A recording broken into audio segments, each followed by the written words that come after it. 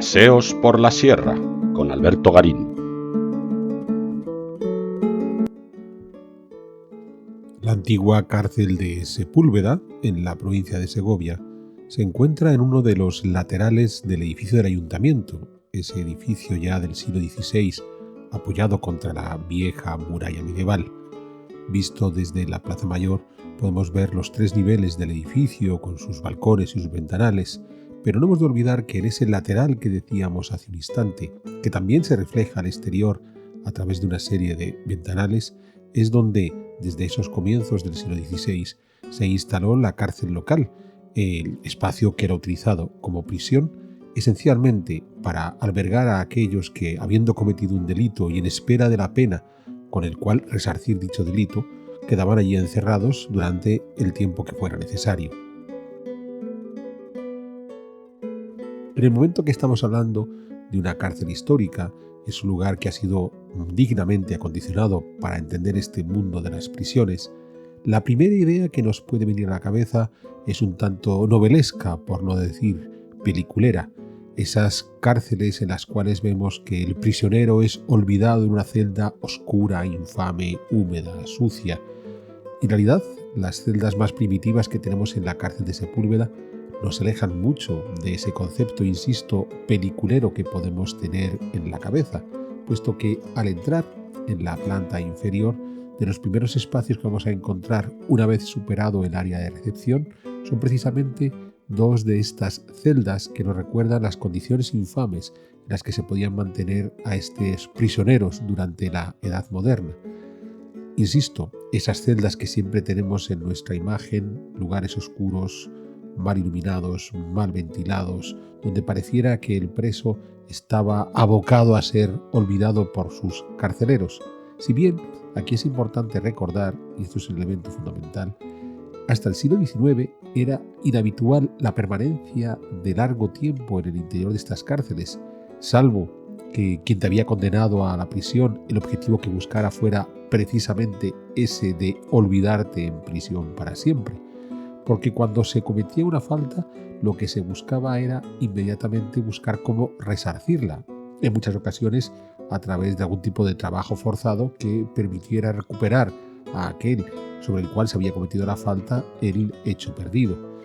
Por tanto, esa imagen de la celda lúgubre en la que un conde de Montecristo es olvidado por los siglos de los siglos, si bien existían y si bien en alguna ocasión podía ocurrir que el pobre preso fuera olvidado, no era lo habitual. Es cierto que eran sitios realmente lamentables, nada higiénicos, nada confortables, pero en muchos casos eran un sitio de tránsito hacia el lugar definitivo al que el preso tuviera que ser destinado, insisto, para resarcirse de la falta provocada, la mayor parte de las veces mediante el trabajo forzado o directamente, si no había solución, mediante la condena a muerte.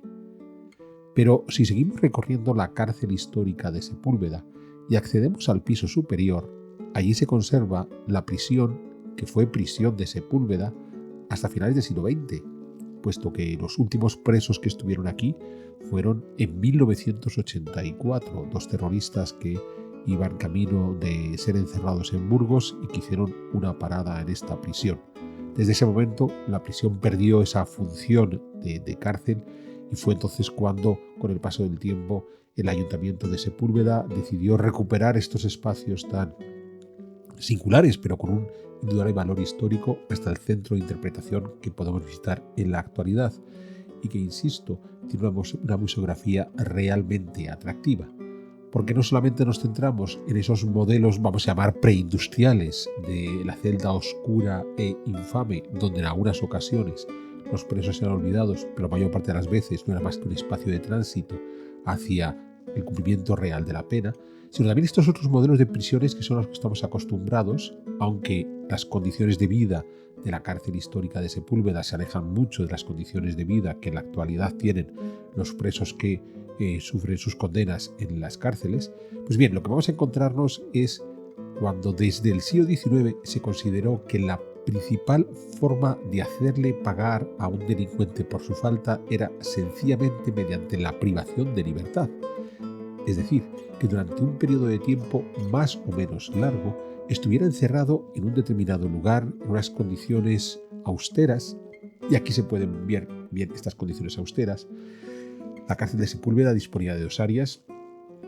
una para mujeres, una para hombres. La de mujeres era un espacio común. En el caso de los hombres llegaban a disponer hasta de 6 celdas individuales, pero en las 2 situaciones con condiciones realmente muy sobrias. Más allá de que los espacios son pequeños, podemos ver cómo hay un pasillo que comunica las celdas, que son el que tiene las ventanas que miran hacia la calle, hacia la Plaza Mayor de Sepúlveda, pero que no era hacia donde podían ver los presos. Estas ventanas, más que iluminar ese corredor que comunica unas celdas con las siguientes, los presos están al interior y la cantidad de iluminación que les va a llegar es lo que pueda pasar a través de este corredor. Celdas muy pequeñas, con obviamente un mobiliario muy sobrio, porque la idea era mostrarle al preso que esa falta de libertad tenía añadido que en esa ausencia de libertad, además sus condiciones de vida iban a ser realmente muy, muy austeras. Una zona de aseo que hemos visto al principio, también muy parca. Toda la idea era transmitir al preso la sensación de no solamente no disfrutas de tu libertad, sino que además estás en unas condiciones que te recuerdan que la falta de libertad puede provocar aparejado estas condiciones realmente, no vas a decir tanto lamentables, que en muchos casos seguro que lo eran, como de una austeridad máxima en la forma de tu vida. De modo que lo que esperamos es que el preso haga una reflexión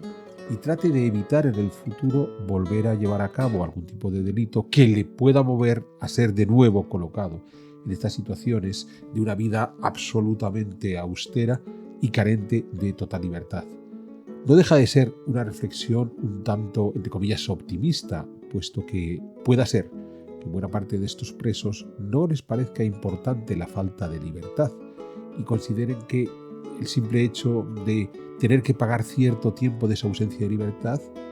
les merezca la pena seguir cometiendo delitos. Y en ese sentido habríamos de pensar si las prácticas previas, donde lo que se hacía era